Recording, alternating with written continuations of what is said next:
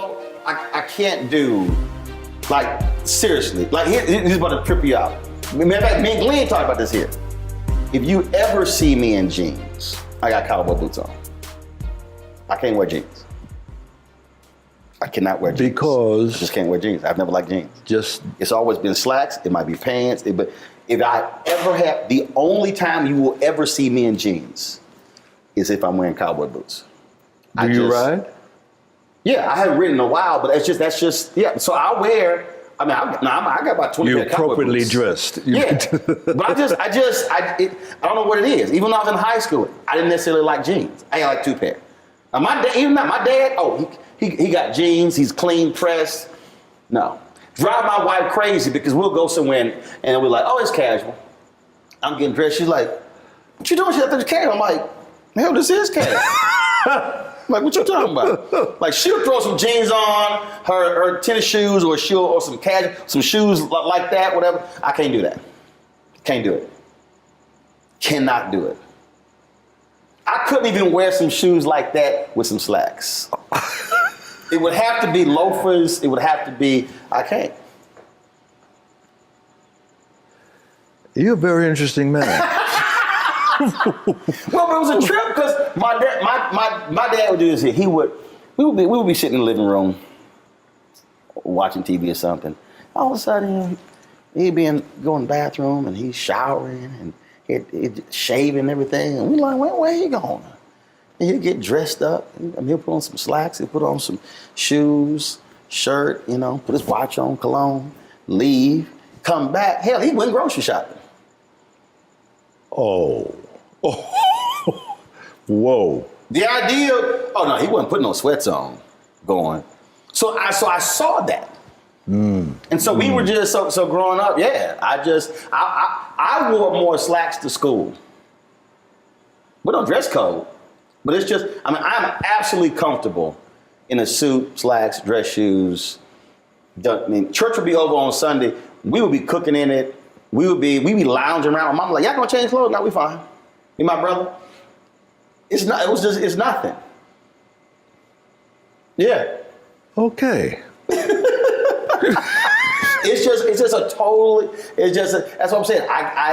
So the idea of, because see, the thing for me that's about, I love watching old photos of black folks from the 20s, 30s, 40s, who, in the case of, especially the cats in Chicago, who came from down south, they would wear them overalls all weekend, but come Friday night, Saturday night, church on Sunday, they clean. And I love looking at these old photos or videos and black folks dressed to the nines. Not the casual. So it's just something about that. Our sense of style. But you know that was the whole deal. That was the whole deal with Shaft. Yeah, that's Gordon Parks. That's Gordon Parks to the bone. I mean, he is singularly the most elegant man I had the pleasure of knowing. I never got a chance to meet him. Sorry? I never got a chance to meet him. Oh. But everything, I've seen the documentaries and the books, it was all. He wrote a song that, what's his name? The minister who died, Don't Misunderstand. Mm-hmm. Gordon wrote that song. And it's the epitome, encapsulation of the Shaft character. Mm-hmm. But it's all Gordon. Don't misunderstand, you are no concern of mine. But in case you're free sometime and need some time, with me sometime, I can hold your hand. I can't think of his name. O.C. Smith. He sang the song, that was the Shaft 2. Mm-hmm. And I listened to that song, wait a minute. This is Gordon Parks. and And the thing about, again, everything I've read, the documentaries, I mean, it was the style, it was the attitude, and the fact that he believed I could do whatever I want to. So, you know, the sonnets and the operas and the movies and the plays, and he's an artist, he's a photographer, he's a magazine editor, making movies. I mean, we talk about Renaissance man. Yeah, yeah. That was it. That was it. Back then, they didn't have traffic control. And that shot, when I come out of the subway,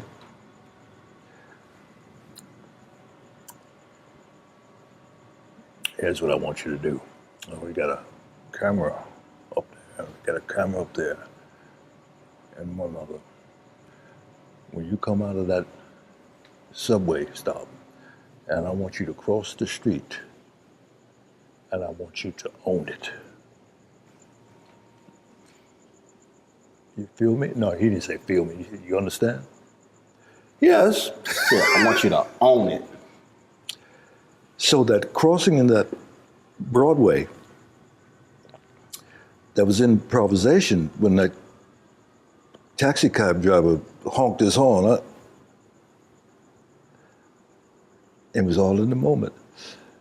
And I'm so proud of that because he gave me the license. Probably singularly, one of the best directors I've ever worked with. And I've worked with a lot. Mm-hmm. This woman who was directed me in Cherish the Day, sister, came very close. Young girl, young woman. She was magical. And she hasn't been in the business that long. Mm. But you remember the special ones. Mm-hmm. And you never forget the a-holes. Had a few of those as well. See, what I love about, first of all, everybody, people talk about black exploitation, and we'll get to that in a second. But what I think Shaft represented, and you playing Shaft, it represented exactly what he said.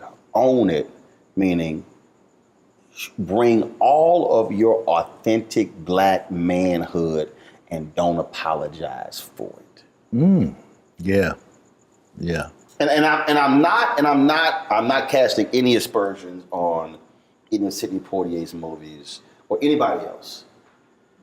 But the thing about, as I look at you in that role, I think about Harry Belafonte, as I think about Sidney Poitier, it's I'm gonna bring all of us to this thing. And America, and even a lot of black people, are uncomfortable with full, authentic black manhood. That scares a lot of black people. Because because even we get scared. Oh, hold up, that's a little, man, that's a little too much. Give me an example. Oh, I've experienced it. I think when to be an unapologetic black man scares black people because we have been so conditioned. We have been trained and then subconsciously accepted when we walk into the room, we ease into the room.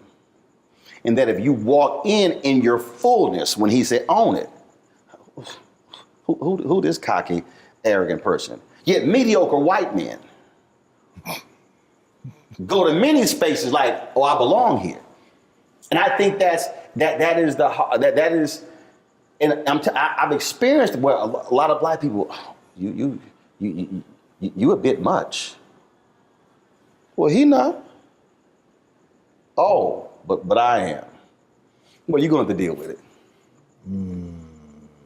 And it's a very interesting, I think, and to see it on the big screen, this total badass, clean, women loved him, unapologetic. That, to me, is what it represented. I get what you're saying, and when I look back on it, Gordon's whole persona was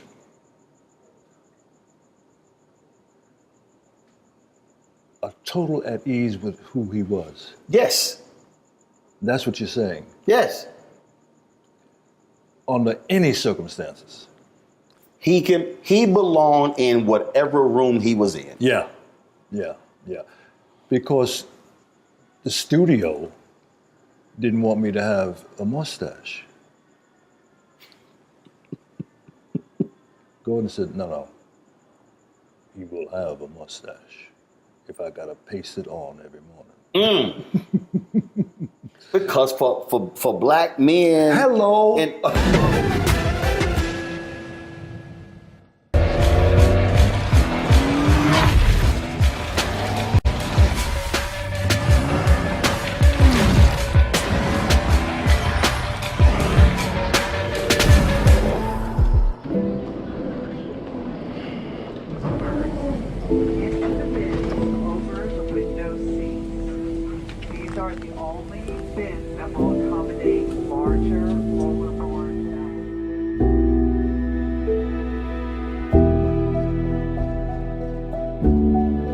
put 10 in here? 10, and you don't come out till you die. And you eat him, you eat 10. Oh my God. So what?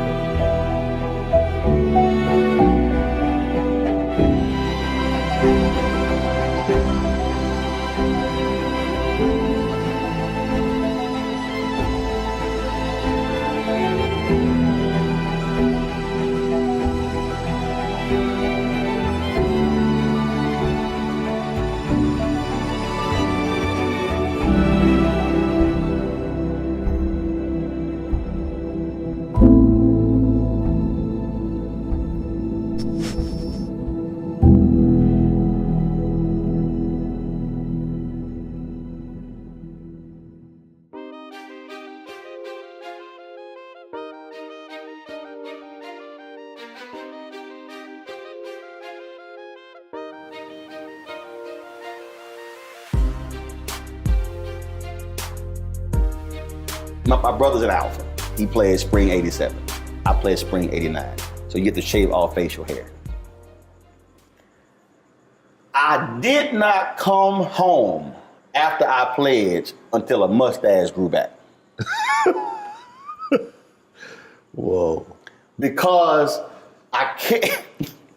Okay, I'm gonna tell you the story off camera.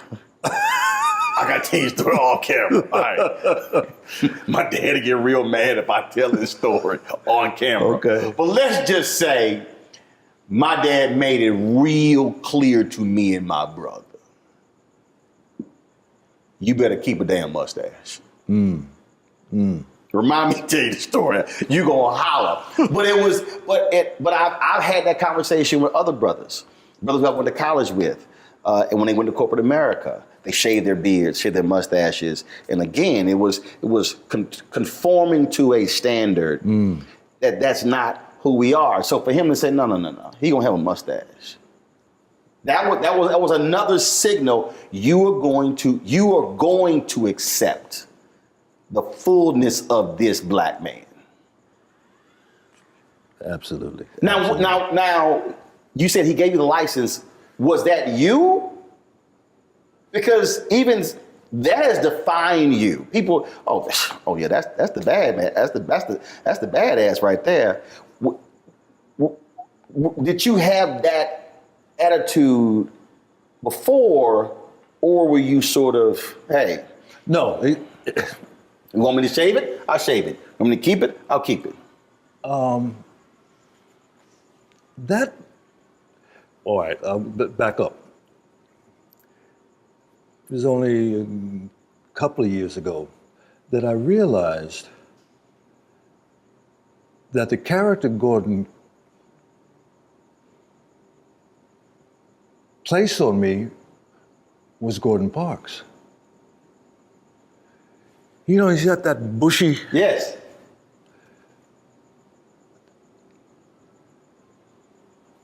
It's hard for me to even separate who he is from that character that was depicted on the screen. His mannerisms. I don't know if you remember, there was a scene where I'm looking for the gang leader, the black gang leader. I'm up in Harlem and I'm knocking on doors and say, "Have you seen?" And he comes out. He did. What's that old actor who always put himself in his movies? It doesn't matter. But he opens the door and got. No, I ain't seen him. He owes me back money. And I looked at that. Wait a minute. That is Shaft. You can't separate the two. That's who he is. Gordon Parks. Clean, always clean. Always. Always. Always. I still tell the story, and I love when you told me this, how you used to get really upset that people kept calling you that. And your daddy said, I tell people that all the time. I talk about that story all the time.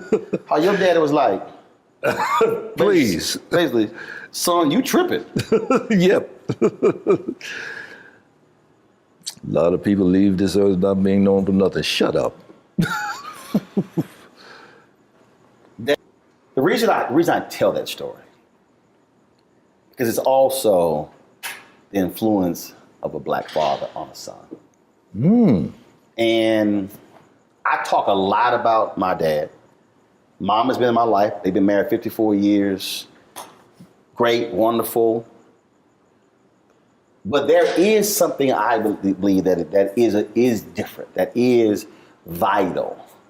What a dad says to a son, trains a son, raises a son. What was your relationship? My dad, interesting man, deeply religious. I mean, we went from the Union Baptist Church till the church fell apart, and he got in with his sisters, Pentecostal. Later became a Pentecostal preacher. And it's the old thing of Sunday, you went to Sunday school, morning service,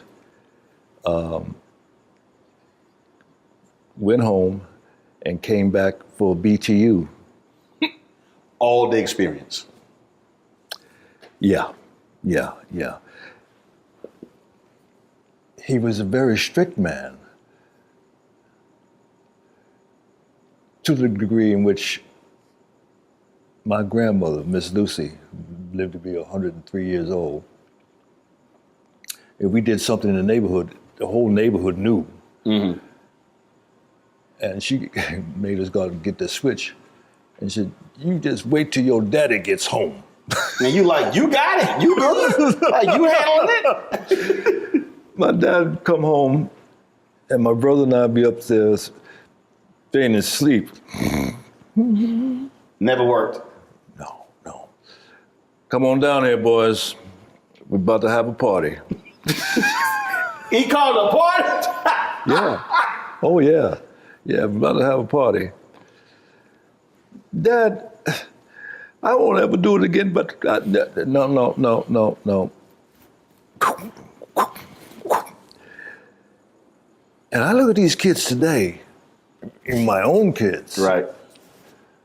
Y'all don't know what you're missing. I told my nieces that. I said, y'all couldn't live in the household I grew up in. I said, y'all could not have survived. I said, you would be losing out of your mind. Because they had pushed me a little too far. And when I snapped, I said, y'all have no idea how close I am slapping the shit out of you. My dad When he got upset, he couldn't talk. The Watkins man came to the door one day, knocked once and opened the door and said,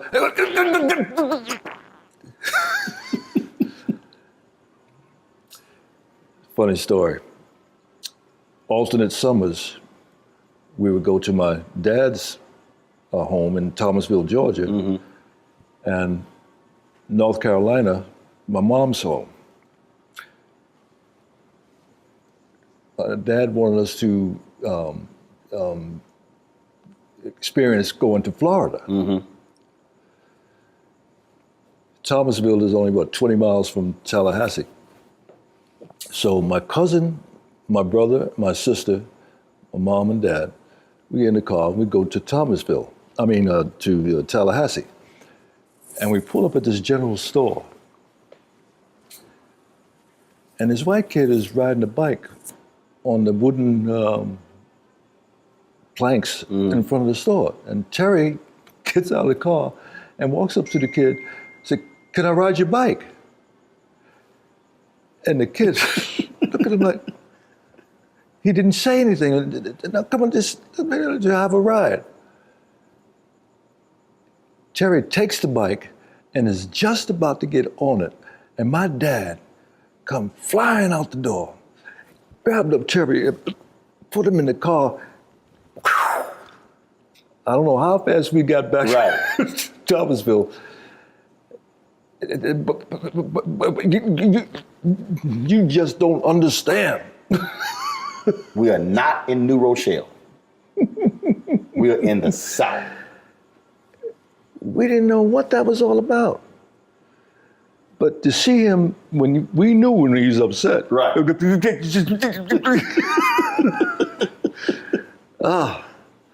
That Watkins man, he never did that again. Weekly, he would come by. Right.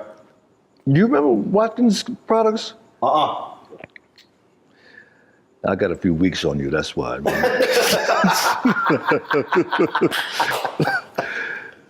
But that was part of the neighborhood. The Watermelon Man, the Good Humor Man, the Watkins Man. Weekly would come by trying to sell hair products and Vaselines and everything. I had a pretty good growing up.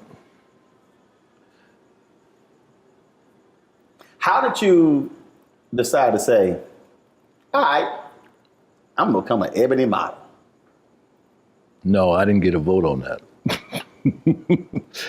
No, I was doing the Ebony Fashion Fair. Right. And Eunice Johnson, Mrs. Johnson,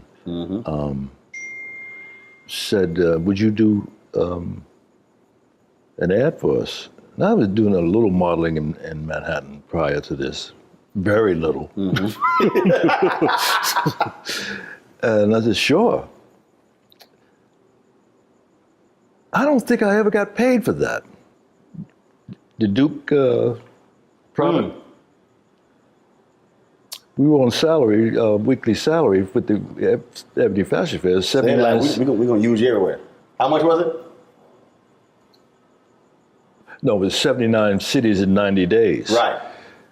I don't remember what we were paid weekly, but I was sending that back because I was then married, had 2 children. People don't realize how huge that tour was. Oh. It was a significant fundraiser for many black organizations. Absolutely, absolutely. And after the film came out, I'd go doing promos from city to city. Say, oh boy, I know you did Shaft, but I remember you from the Ebony Fashion Fair. Oh. Because it was a huge deal. I mean, look, obviously people today don't understand because you see everything on television, but the reality is when Ebony Fashion Fair, when that tour came to that city, especially mid-sized, small cities, it was the event of the year. Yeah. And then bringing these fashions from these African designers, the African Americans, these European designers from Paris, couture. I mean, it was a huge, an event. Yeah. And folk came dressed up. Yes. It was an event. I remember when we hit New York at the Hilton Hotel. I mean, as far as you could see, dressed to the nines. Oh, it was awesome. It was awesome. I loved it.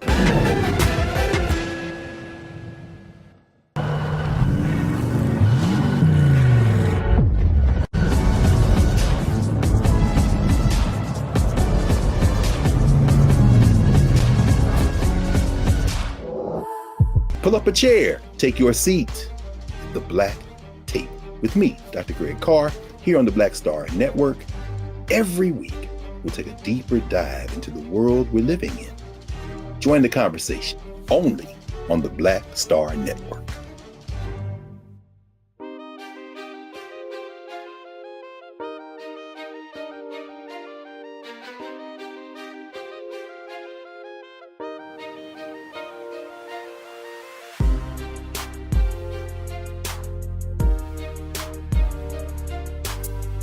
I lied to Mrs. Johnson saying that I'd done runway.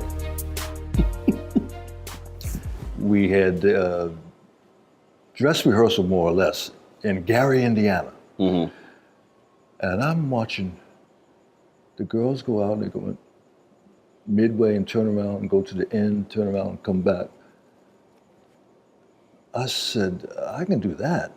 Like they're still walking. But I can't do it like they do it. Right. To this day, I don't know what I did, but when I came out, went down to the end of the ramp, the place went crazy. Oh, I like this. That was a monumental moment for me. Mm-hmm. And it wasn't until I got out in California at the end of the tour, Cosby threw a party for the Ebony Fashion Fair models. And during the course of the evening, we got to talking. And he says, so what are you going to do now? Well, I'm going to become an actor. Do yourself a favor. Go back to New York and learn your craft. That's when he was doing I Spy. Mm-hmm. And again, he's on I Spy. He must know something what he's talking about. Just a little bit. A little bit. And I did that. And I Learn went back your and joined. craft. Went back and joined the NEC. And that was an eye opener. Negro Ensemble. Yeah.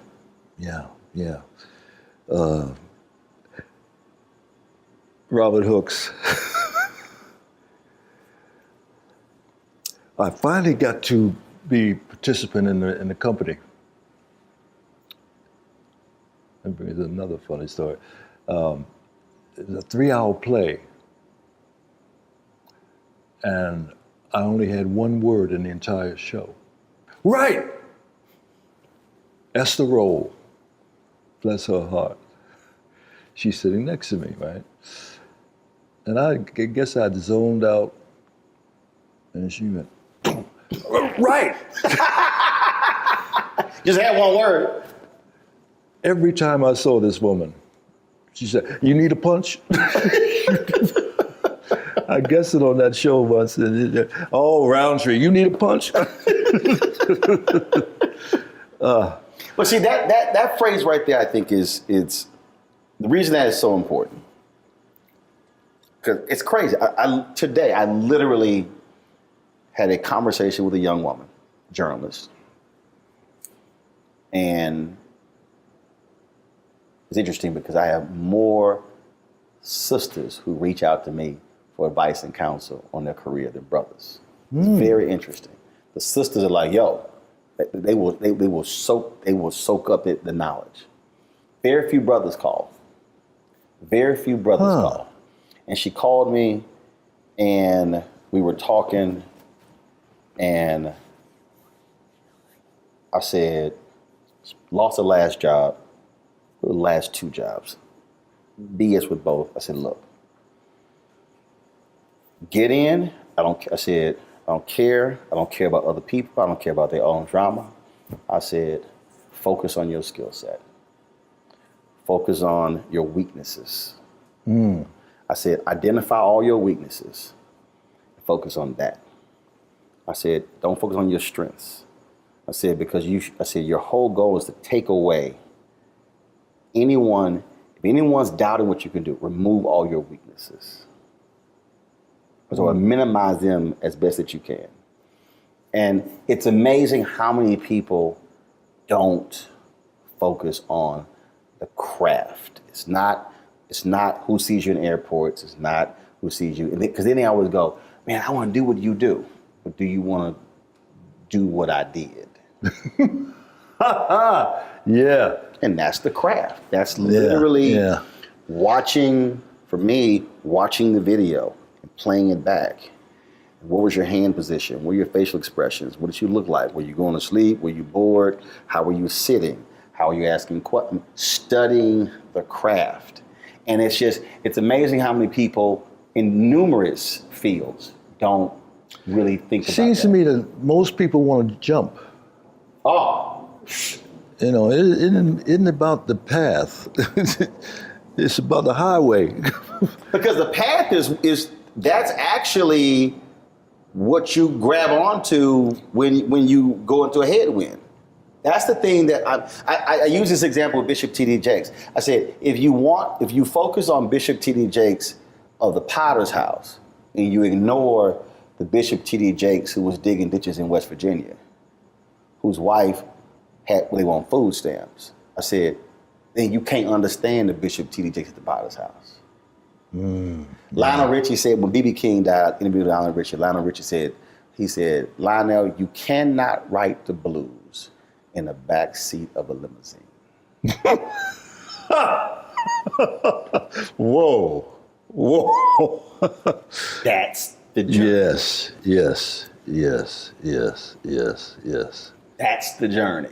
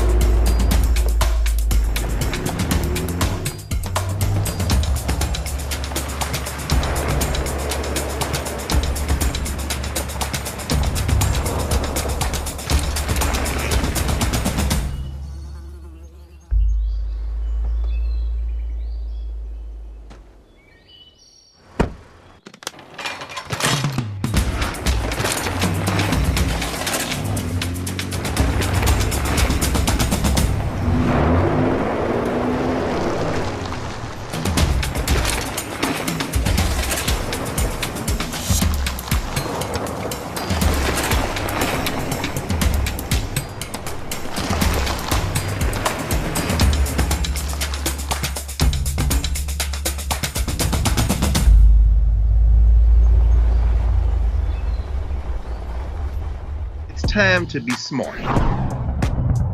Roland Martin's doing this every day. Oh, no punches! Thank you, Roland Martin, for always giving voice to the issues. Look for Roland Martin in the whirlwind, to quote Marcus Garvey again. The video looks phenomenal, so I'm really excited to see it on my big screen. Support this man, Black Media. He makes sure that our stories are told. See, this difference between Black Star Network and Black-owned media and something like CNN. I got to defer to the brilliance of Dr. Carr and to the brilliance of the Black Star Network. I am rolling with Roland all the way. Honored to be on a show that you own. A black man owns the show. Folks, Black Star Network is here. I'm real revolutionary right now.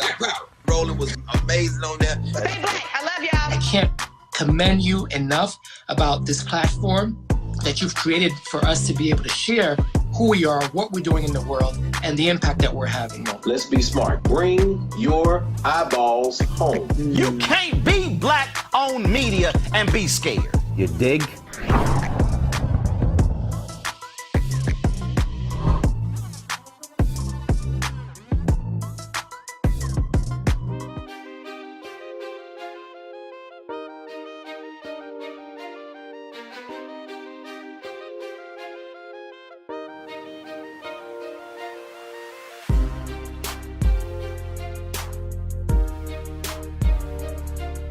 Cause see, you guys, Shaft was what, 72? 71. 71. So you had been acting for how long before that? 66 or 67. That's a 4 or 5 year period of sitting with others, learning and watching. And for the people who don't understand the Negro Ensemble, just explain how crucial that was for Black talent. I got to see Denise Nichols, the brother who was in Shaft, Moses Gunn, the brother who won the Academy Award for Soldier Story. Howard Rollins. No. A Soldier Story. No. You mean Officer and Gentleman? Yeah. Not no Gossip. No. A Soldier Story. He won it for Soldier Story. He was the sergeant. Oh, he was nominated. Raspy Boys. Yeah, I know. You made me feel better. No, the Raspy Boys. Yes. Because he didn't hit, because he did a whole bunch of, he didn't win the Academy. Adolph Caesar. Because he did, and see, even we talk about The Journey, they had a hit, but people didn't realize all of those movies, he did the voiceovers for the trailers. Wow. All of those, a lot of the Black movies that hit, he was the voiceover guy, and that's what he did all those years until A Soldier Story hit. Wow. He was toiling. Yeah, and it was so the movie trailers, anytime you watch all them Bruce Lee films and the Kung Fu films and all of those Black movies in the 70s, early 80s, it was Adolph Caesar's voice. What a voice he had. Roscoe Lee Brown. Another voice, another great voice. Very erudite. He was. Oh. I did a film with, they used to tour together and do Shakespeare readings. Man, I can't remember. But the two of those voices, you could just visualize them on stage. Roscoe Lee Brown, I loved him to pieces. What a character. What a character. I was going somewhere with this. Negro Ensemble, how vital it was. The pros really do it. And watching them, and that's what this is about.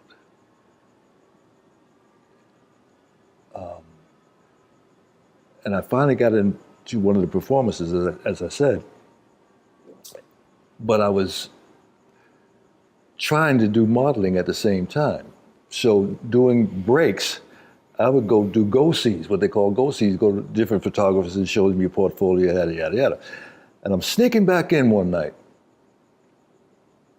Robert Hooks called me, hey, Roundtree, you got to make a decision. Either you want to be an actor or a model, but you can't do both. That's when I started driving a cab in New York. Did that for 2 years. Driving a cab to allow you to be able to make some money, family, to pursue this acting thing. Absolutely. I remember I was dropping people off at Sardi's. And I said, one day, I'm going to be dropped off at Sardi's. I'll never forget, I had a fare one night. Woman drove and she asked me. You had a fare one night. Yeah. Those of you who are listening and watching, he did not say, I had an affair one night. F-A-R-E, not A-F-F-A-I-R. See, I pay attention. Let's not get it twisted. I pay attention. And she says, what are you going to do? And I said, I'm going to become an actor. Dissolve come up again after the film had come out. I'm in Manhattan. And I don't know what this meeting was about. Well, she said to me, Richard, you won't remember this, but I was in your cab one night and you told me that you were going to become an actor. She was in marketing for some BBD, Right. Wow, really? And it came true. And that night at Sardi's, this was after Gordon told me that you got the role. I was in the telephone booth on 63rd and 3rd Avenue, across the street from Bloomingdale's. Mm-hmm. And that's back when you had to call in to see if you got messages. Right. Message was, call Mr. Gordon Parks. So I'll get in the phone booth, I drop my coins in and dial the number. And Gordon picks up the phone. Yes. Mr. Parks, this is Richard Roundtree. Oh, yeah, yes. Well, you know, it looks like you got the role. I didn't know whether I'll go blind. First of all, looks like, did I get it or not? Really? Okay, well, wait. You can't tell anyone because it's the end of the year to get lost in the press. We're going to announce it after the first of the year. Can I tell my parents? Oh, of course. Hung up the phone, and I'm walking around town, and my fellow actors and models are saying, hey, you know what? Tree, I think I might have gotten that role. You hear this 2 or 3 different times. Right. You're like, did he come? Well, wait a minute. Was I dreaming that? Or Then Gordon calls me up. I call Gordon, and he says, we're having the press announcing you are the Shaft. You are Shaft. At Sardi's. Wow. Wow. I get in the limo, when I pull up at Sardi's, oh, Lord. What we used to call, I'm shitting in high cotton. Yes, in high cotton, yes. I get out, and all the press is there, and the actors, and I walk in, and Gordon announces, yes, this is Richard Roundtree, and he's going to play the character Shaft. Oh, magic. I got to share this with you. Miss Lucy, my grandmother,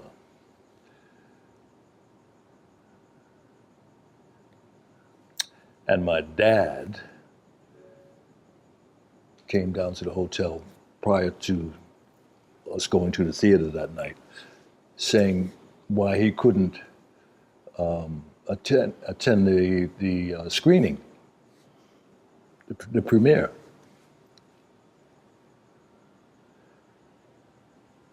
Okay.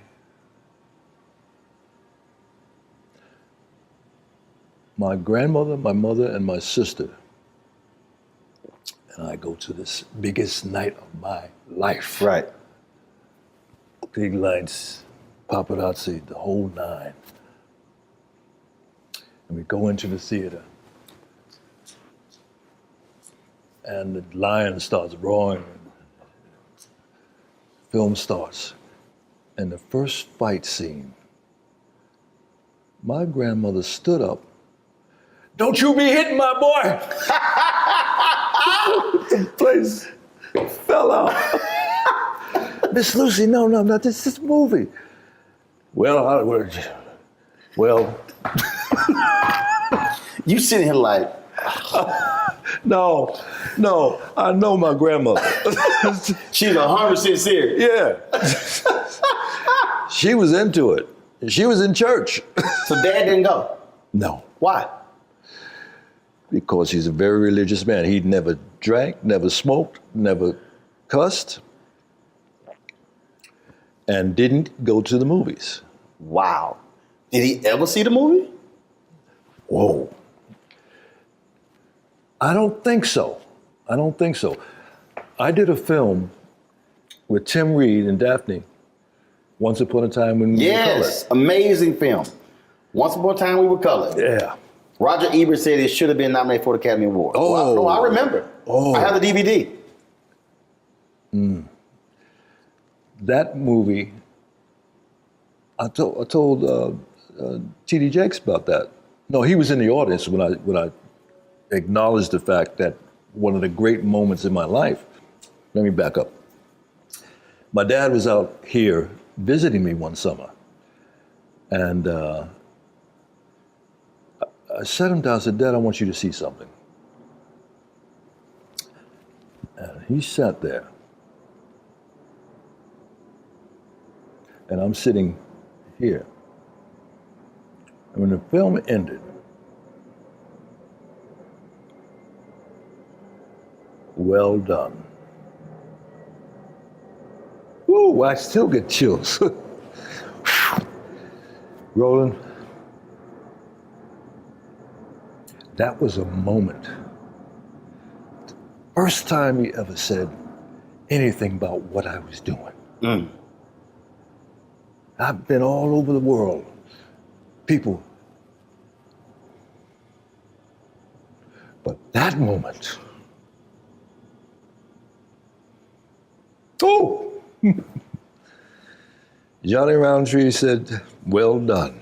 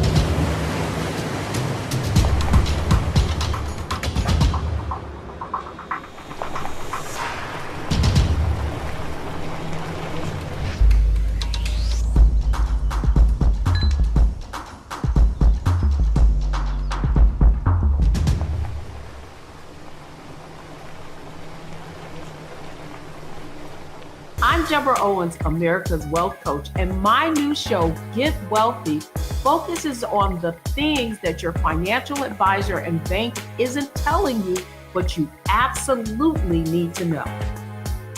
So watch Get Wealthy on the Black Star Network.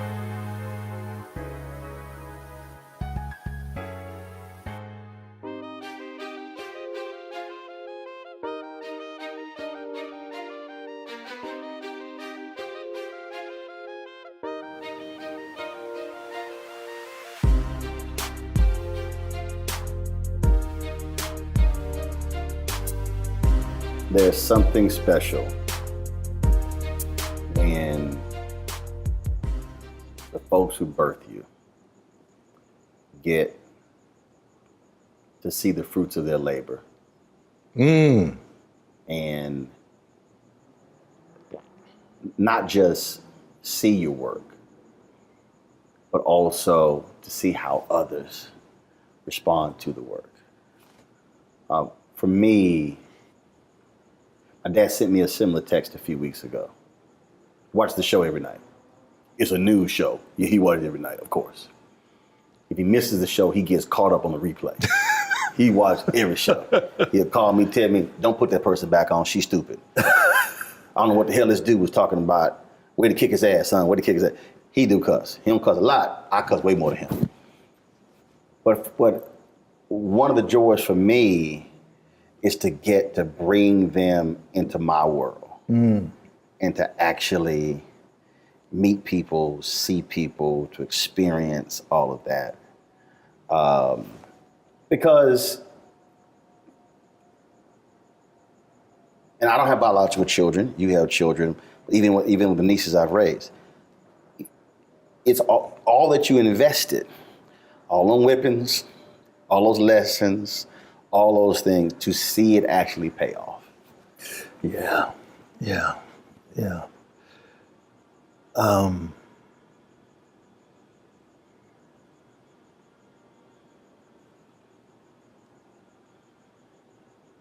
I can't say that I've experienced that with my children. To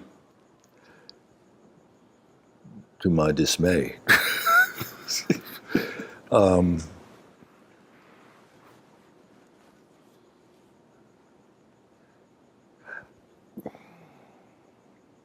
I remember being asked a question. Oba Babatunde was doing a similar type thing that he was trying to put on television. And he asked me, how do you feel about what you do affects your children? And I was stumped. The only one, my oldest daughter, who is going for her doctorate degree in race and ethnic studies? Yes. And she is so excited about it, and I'm excited for her. She was interviewed for a documentary that I did a couple of years ago now. I didn't know how much attention she paid. And she just, well, my dad, oh, yeah, okay. And she's the only one of 5. I don't know if I should say that. That calls me up just to call me up and doesn't ask for anything.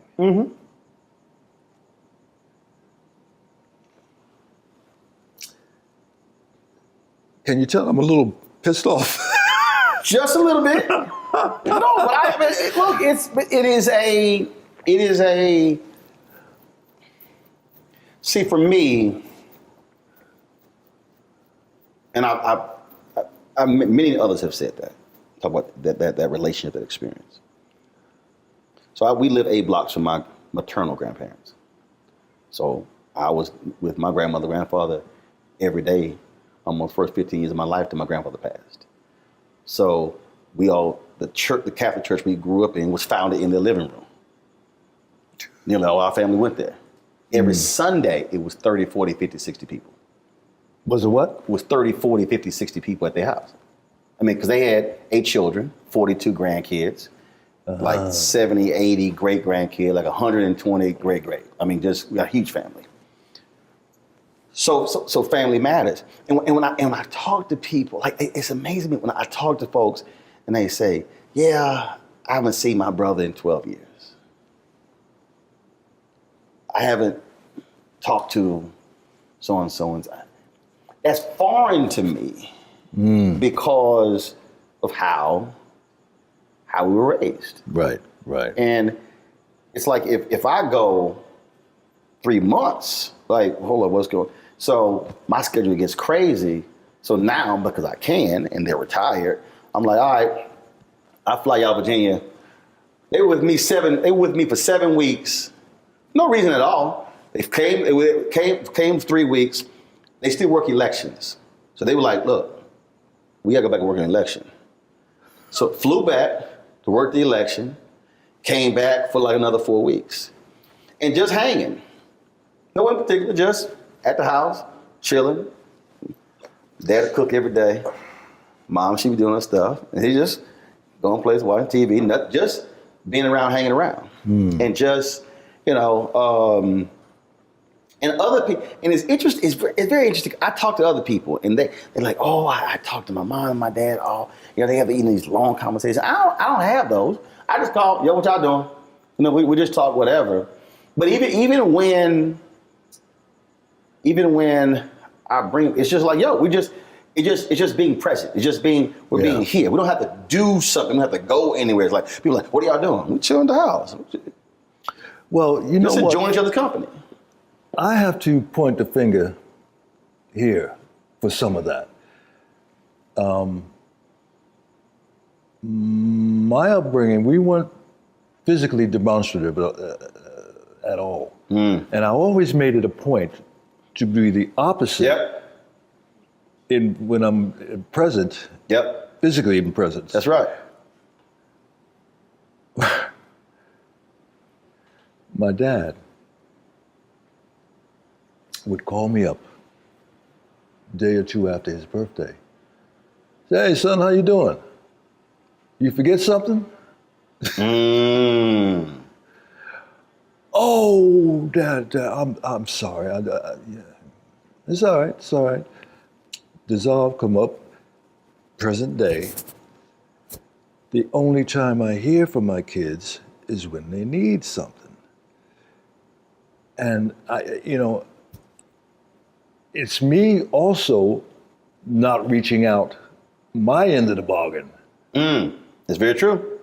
So because as parents, I get it. As parents, you look, you're supposed to call me. But see, and again, if I go a certain period of time, my dad will call. Son, what you doing? I'm sitting in here. Okay, all right. How the weather? What you working on? That sort of thing like that. Because I will get busy or whatever. We text a lot. We have a group family chat, and we have a group me on my whole family. We communicate constantly. Funny stories. We went here, posted photos here, and it's great because you're in tune with everybody. So I have 3 sisters, 1 brother, and then I have 9 nieces. 3 nephews.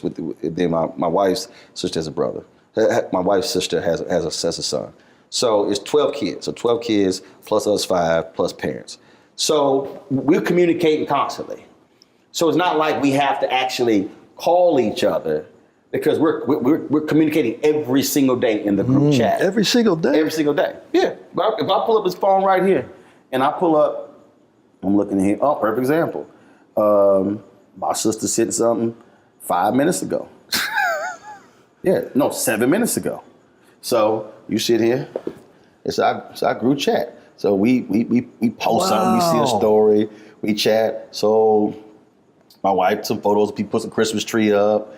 My sister. The Christmas tree up already? No. The neighbors did. She's like people across the street.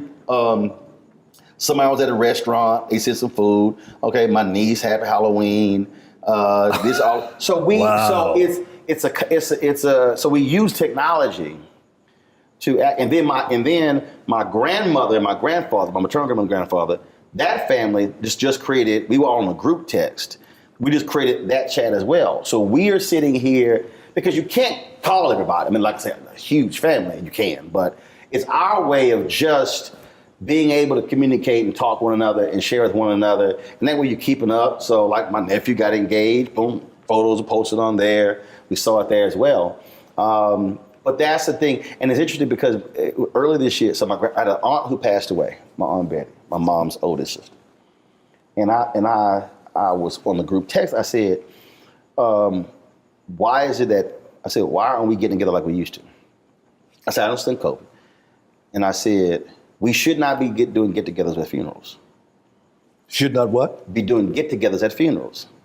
I said, because when somebody dies, if you have no memories to discuss because you never got together, shame on those who are here. And they were like, well, there's an annual event they have at the Catholic Church we grew up in where they celebrate the founders. I said, that's March. Why? I said, can y'all tell me why we gonna wait 9 months? I said, why are we waiting 9 months to get together? And as I'm saying this, my aunt, the second oldest sister, she dies within 6 weeks. So we go back for the funeral. And so I just told y'all, because at the end, one of my cousins, she died at 50. So we've lost 2 aunts and a cousin in the span of, in the span of like 4 months. I said, y'all, don't wait for March. So we're doing a Thanksgiving. I said, y'all, we literally grew up seeing each other every weekend. I have no memory of spending the night at a non-family member's house. I had too many cousins. I literally didn't have friends growing up. Wasn't no room. You invite no friend to the house for dinner. It's 42 cousins. Ain't no room. So, and so I said, y'all, why are we waiting? And I think what COVID has done, I think COVID has taught a lot of people why doing get-togethers are important. Why just I haven't done it in a while, but when I used to come out to LA, I would do these dinner parties, and it was just I said, y'all, I can't eat lunch with everybody. I can't eat breakfast or dinner, so let's just do a dinner party. And if you're in town, you're in town. Wasn't no dress code. You want to come dressed, you want to wear jeans, you want to wear shorts, it don't matter. They were like, well, I said, It was all by text message. It was literally, yo, I'll be there next week. We're going to meet at so-and-so's crib. You can make it. And then it'll be 60, 70, 80 people. And I call them. 60, 70, 80 people? Yes. You got to understand, I told you. That ain't nothing for me. We could cook for 60, 70, 80. Because that was an every weekend get together with my family. So that's like, seriously nothing. I had a party at my house and they were like, how many people you invited? I said, man, about 100.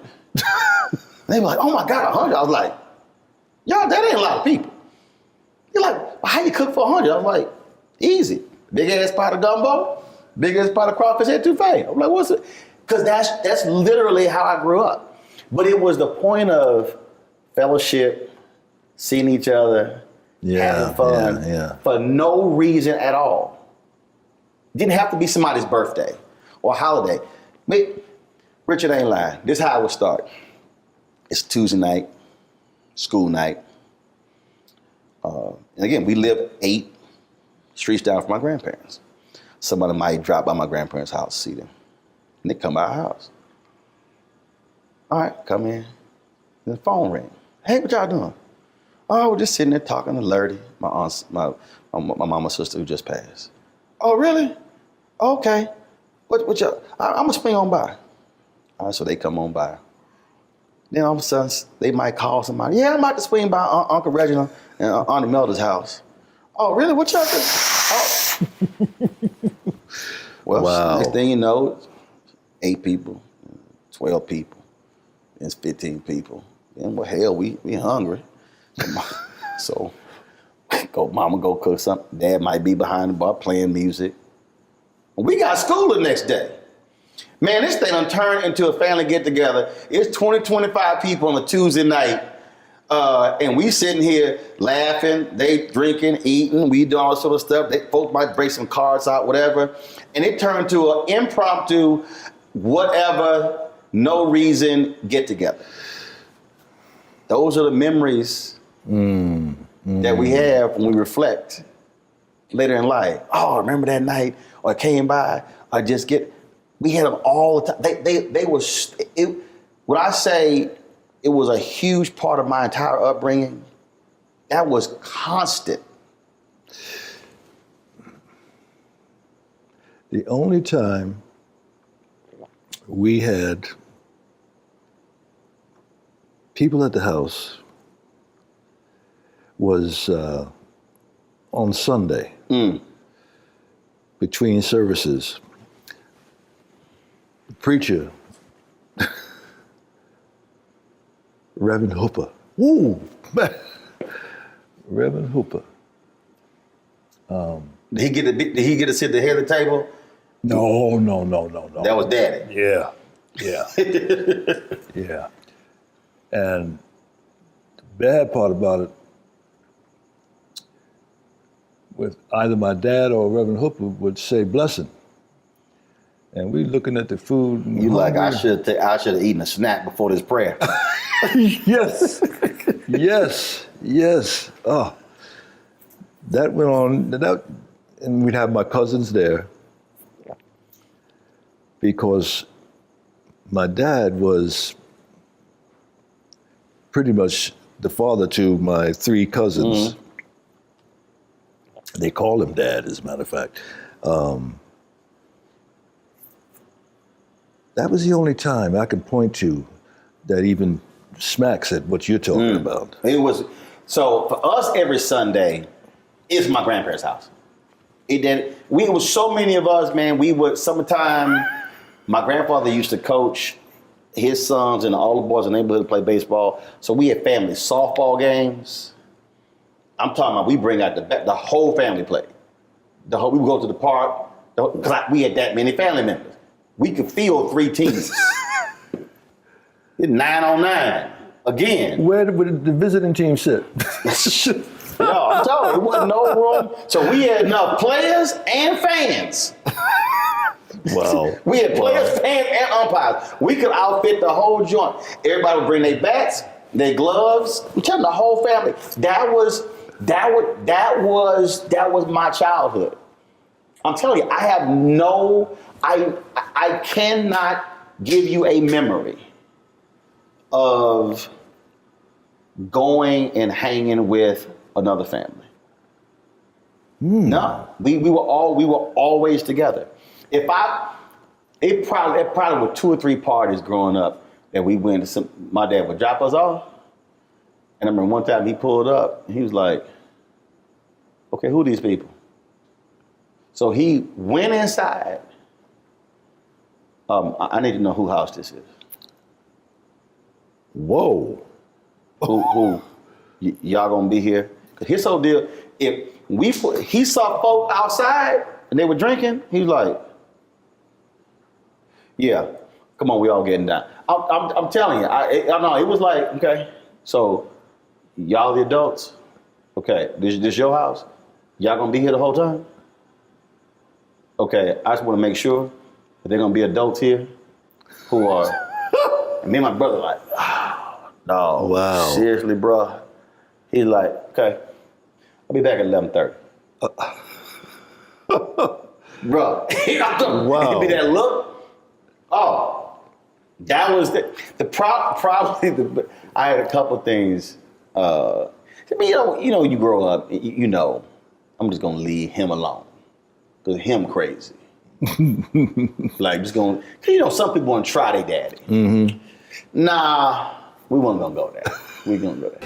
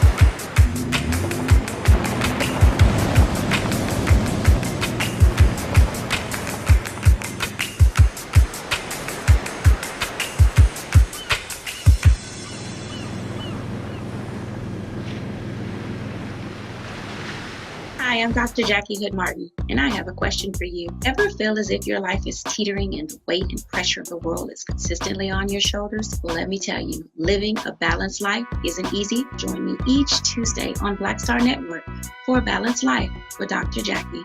We'll laugh together, cry together, pull ourselves together, and cheer each other on. So join me for new shows each Tuesday on Black Star Network, A Balanced Life with Dr. Jackie.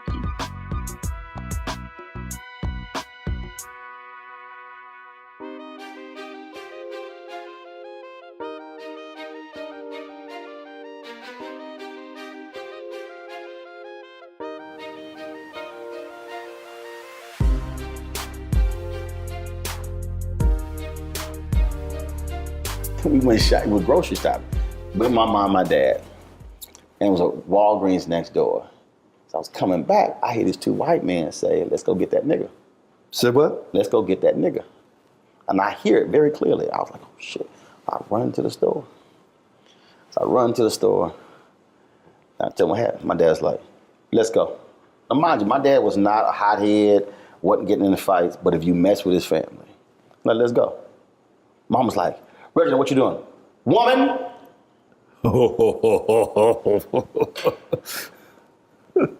We ain't having this conversation. Look at me. Let's go. I'm looking at him like, where the hell we going? Like, I'm not trying. We walk out the grocery store. It was a Kroger. Hanging right, going to the Walgreens, going up the aisle. That them? No, they ain't them. Next, is that them?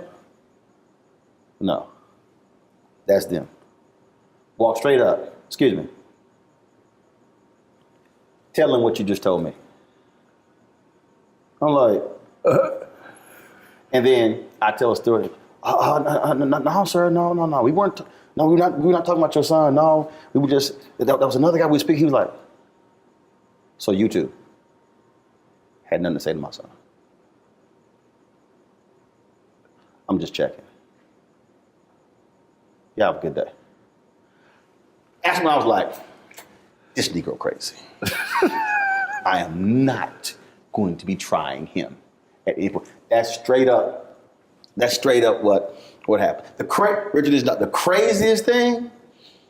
We went to go visit my grandmother for Kansas City. And my grandmother left when he was a child, when he was a newborn, because she was being physically abused by his dad.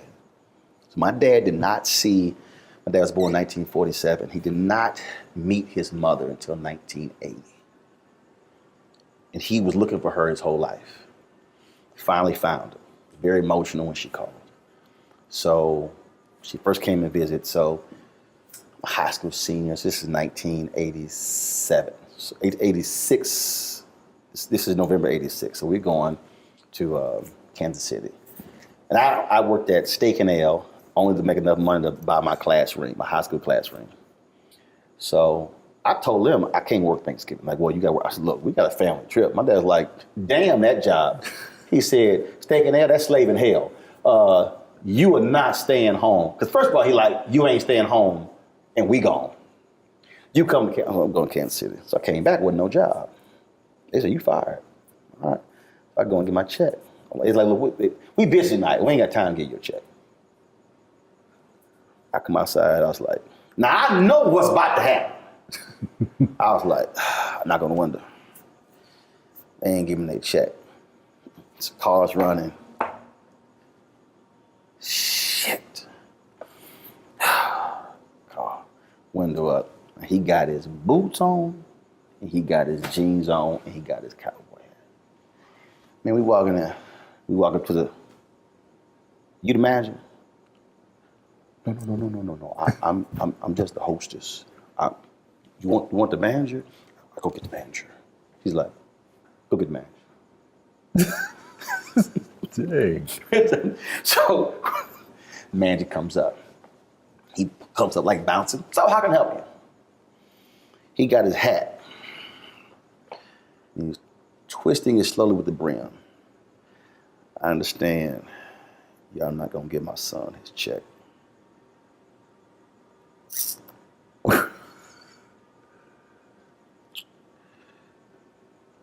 I'm here for his check. And he stops and he's holding it. And this is how he's looking at him. Guy's like, I'll be right back. So he runs into the office, gets the check. He comes out, sir, here you go. He goes, hand it to him. He wouldn't take it. Made him hand it to me. I was like, thank you. Walked out. He's a bad man. He's a bad man. I'm gonna give you one more, Rich. I'm telling you. I had a flashback. Go to Popeyes. The manager, this dude, was rude as hell to my mama. Rude. My mama came home and talked like that. And then we probably, look, we could have bought stock in Popeyes, the amount of money we spent at that Popeyes. My dad was like, he did what? So the next day, my dad got dressed and went to that Popeyes and walked in. He was like, you the manager? Yesterday, my wife came in here and bought some food, sat down, and ate that 3-piece in an hour. Staring at homeboy the whole time. I told you he crazy. Whoa. I said, I'm gonna leave that Negro alone. I'm gonna leave that one alone. Bad man. Yeah. Ooh. Yeah. That's what I grew up. Just the look in your eyes when you, damn. Woo. How you think I felt like, yeah, we ain't messing with him. We could joke with my mama. We be playing and stuff. We be having fun joking with my mama. We could play my dad for about 15 minutes. He like, all right, we through playing. Oh shit, all right, guess we gonna go ahead and play with mama. Yes, sir. We done with him. Yes, bro. sir. That was, dude, it is, that's why I'm saying it is something different, which is why for me, raising my nieces, that's so important. That figure, that male figure, what they represent, what they give to you, what they invest in you, is so important. Yeah. It's so important. That's what I'm missing. I'm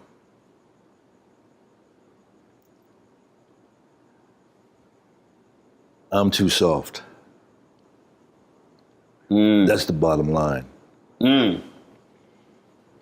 If they didn't, if that happened to I'm gonna get a call, and it ain't gonna go well. You can't call. You said your dad 2 days afterwards. Nah. Birthday's at 12:01. If my ass does not call between 12:01 a.m. and 11:59 p.m., there will not be waiting 24, 48 hours. You gonna hear. Matter of fact, I'm gonna hear a week before. You coming home? Wow. Oh yeah. Because his mother left when he was newborn. Dad was murdered when he was 9 by his second wife. So family is huge for my dad. And so then with my mother, all the family being all around, family is huge for us. It's huge. It's huge. And nothing gets in the way. And that all emanates from him. Both of them. But really for him, because of what he didn't have. Yeah. I totally get that. And so for my mom, I mean, absolutely, her brothers, her sisters, and then because we didn't spend a lot of time around my dad's brothers and sisters. Nearly our entire life was all around my mom's brothers and sisters. My grandmother had a catering business. I was 7 years old. I was 7, we were catering weddings, all this stuff. So we spent so much time around them. It was, but it's just, but just the value of what that means. The power of family. And it's never too late. See, you said they don't call. Don't matter what happened before. Seriously. If I'm you, the moment this interview is over, I'm gonna call one, I'm gonna say, call the other on the 3-way. And you call the other on the 3-way. I don't give any excuses. We'll force it to happen. No, we getting together. Oh, I ain't got no money. You ain't got to pay. But you getting together with family. Because time is finite. They got kids? Yeah, I've got 2 grands from my younger of the first marriage. How often you see them? I haven't seen my grandkids. Well, one came out here last year before the pandemic. Right. And I haven't seen my youngest daughter, and she lives in Venice. Oh, hell no. You got an address? No. See? I'll be at the house. I would. Oh, I don't question. Richard, I'm not questioning. I'll be like, yo, you got her address? Text it to me. Then I'll show up at the house. Hey, girl.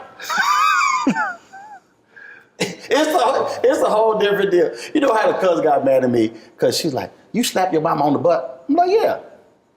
I come home like, what up, woman? You got to be lying. No, I do. Oh my goodness. No, I am straight up. Cause guess what? I saw my grandfather slap my grandma on the butt. I saw my dad slap my mom on the butt. I do the exact same thing to my wife. I come home, hey woman. Roland, you crazy. Of course I am. Everybody in my family know I'm. It's all love. If I didn't do that, she probably think I'm sick. She's like, boy, you crazy. I'll give her a noogie. I haven't heard that word yet. I do. So my mom's short. I'm like, come here, woman. Oh yeah. You come to my family gathering, you gonna be like, I see this whole family. Because we absolutely enjoy being around each other. Yeah. Even when people act stupid. Even when people act stupid, we do that. It's such a difference. There's two sides of my family. My mother's side, crazy. My dad's side, they're all preachers. Right. Very religious. But I enjoyed being around my mother's family. I mean, because y'all had fun. Johnny B. He claimed, I don't know if it's true or not, that he played guitar with Basie back in the day. Mm-hmm. They're all World War II veterans. My Uncle Elmo, Johnny B. And my grandmother had 10 children. She outlived all but one.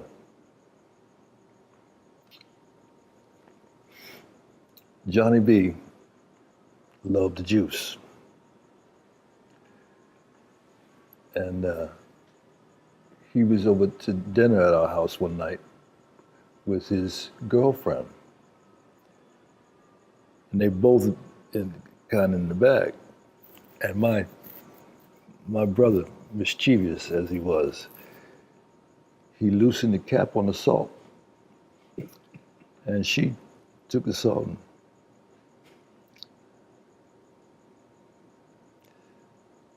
and Johnny B, that's the way he laughed. Oh, I forgot to add that she was a big woman. Tree, you know why I love her? Because there's so much of her.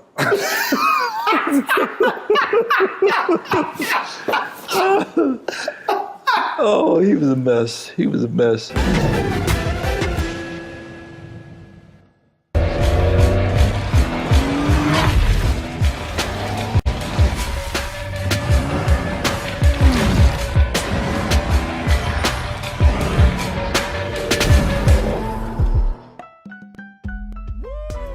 Impacted by the culture, whether we know it or not. From politics to music and entertainment, it's a huge part of our lives, and we're going to talk about it every day right here on The Culture with me, Faraji Muhammad, only on the Black Star Network.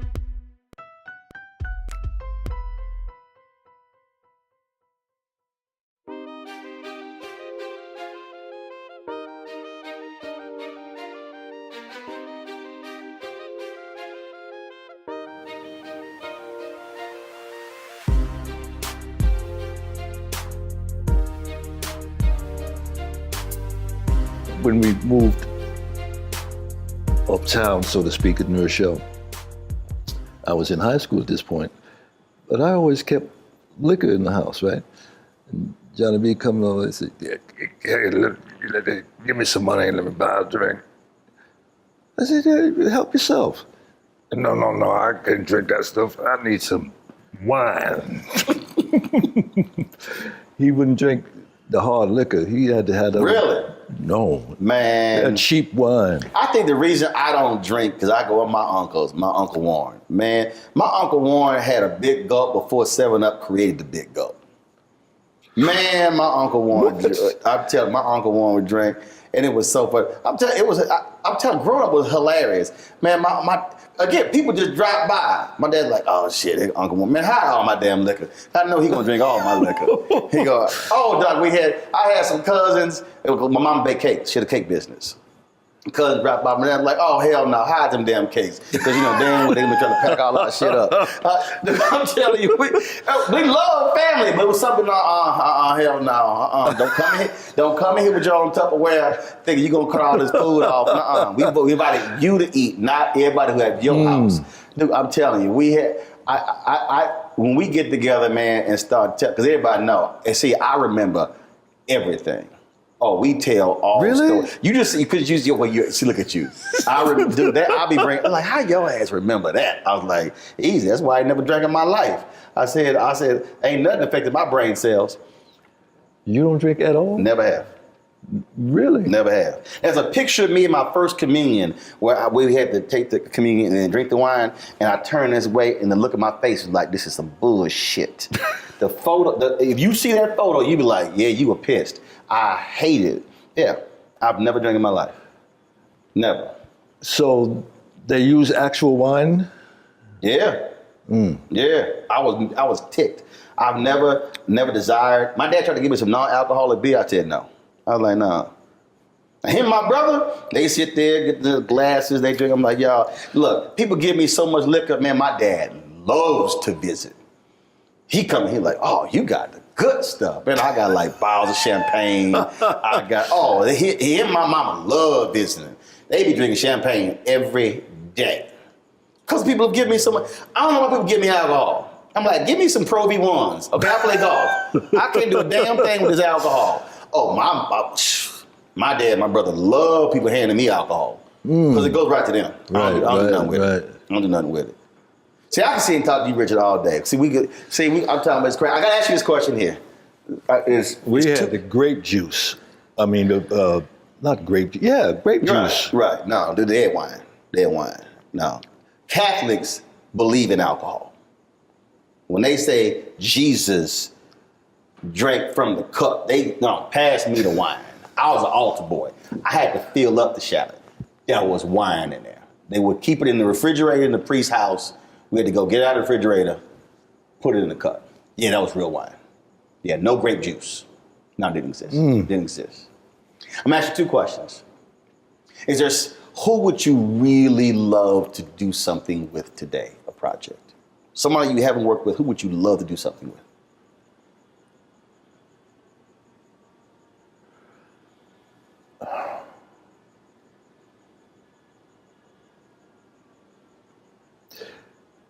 Actor, director, doesn't matter who it is.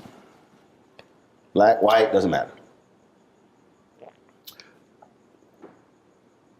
Interestingly enough, tomorrow I have my first meeting with Jane Fonda.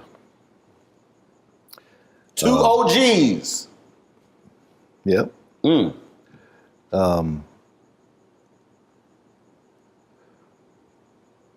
But looking back, most of the people are not even here anymore.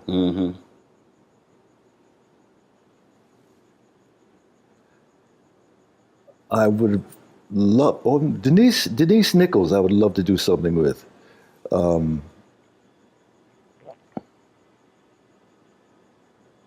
This movie that's out right now, I haven't seen it, The Harder They Fall. All the characters, there's a character in there, Jim Beckworth, who discovered Beckworth Pass up in Sierra Nevada. I've always wanted to do that character. And I was so excited to hear that he is one of the characters in the Holiday Fall. Now, you know, Glenn, he said when I asked him this question, he said to do an authentic Western. And he said he's working on it. Give your boy a shout. Give your boy a shout. Yeah. Yeah. He's working. He's one of my heroes. I mean, there's nothing he can't do.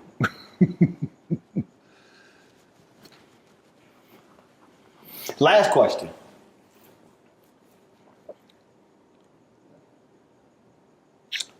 A 100 years from now. 100 years from now.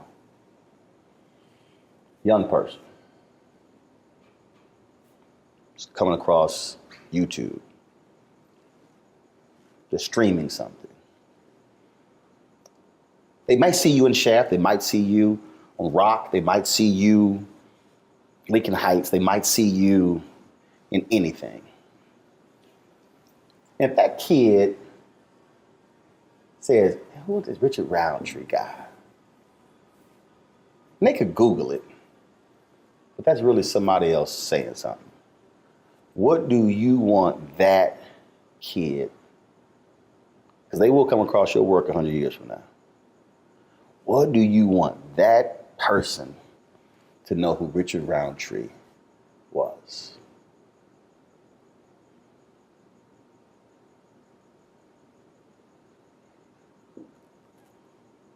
Classic gentleman.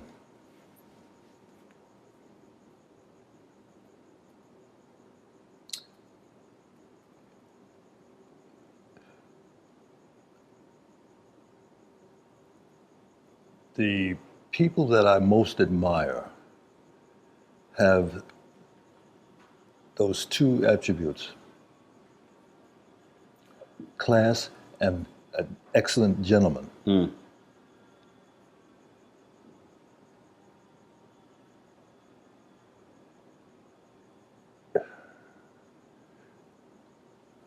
Gordon, Sidney P. There's a innate classiness that you immediately hone in on. I'd be proud of that if I had a piece of that. Absolutely. Well, I've been wanting to do this for a long time. We've talked about it. I'm glad that we got a chance. I love sneaking up on you when you...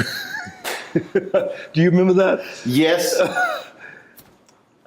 I remember that. It was a red carpet. I remember the Icon Man when we had a conversation about, and I had to give y'all this actually happened. I had to give you some advice. Remember, there was a woman you were interested in, but you were a wee bit. You said she was intimidating, and I said, Richard, is she all that? You were like, yes. I said, go for that. Oh, I remember. That was in Atlanta. It was Icon Man here in LA. Remember that dinner? They had us all at the different tables, and they grouped us, and then they said, okay, now it's conversation time. Oh. And then we were talking about, and I was like, hold up. You Shap. I said, he was like, you like, nah, but no, this is a strong sister. It was a really interesting conversation. And so we were going, I was like, go for that, Richard. Paula Kemp. I don't know. I ain't never met her, but I was like, go for it. Yeah.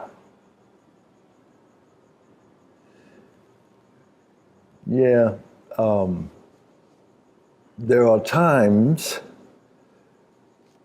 when you feel very confident, and there are times that you're squirmish. And that was one of those times. I don't know about that. No, I can envision you being squirmish. No, because I'm going to tell you why. There were things when you talked about doing the opposite of when you see something. There were opportunities that were presented to my parents growing up that for whatever reason, they were afraid to go after. And I said, that will not happen to me. I literally said, that will not happen. And I was like, what are you doing? There were people who wanted my dad to run for city council in Houston. My dad was like, my parents didn't go to college. We didn't like we had money. Parents never made more than $50,000 combined. But they were so committed to civic duty and purpose that people saw that and it was authentic and they said, you should run. For whatever reason, chose not to. But I was a kid, I was 13, 14, and I saw it and I was like, that will not happen. And my dad introduced me in this church and he's like, I don't know where my son gets it from. I'm like, I get it from my parents. But I decided then, if I want something, I am going after it. And I will be relentless. I'll be fair, I'll be decent, I'll be respectable, but I will be relentless in getting it. Somehow I get that from you. Somehow. Been that way since I was a teen. Been that way since I was a teen. That's what drives me. My brother, great chatting with you. Thank you. And you know, I love you. Love your work. It's always good chatting with you. Absolutely. Always. Thank you, bro. Yes, appreciate sir. it. Appreciate it.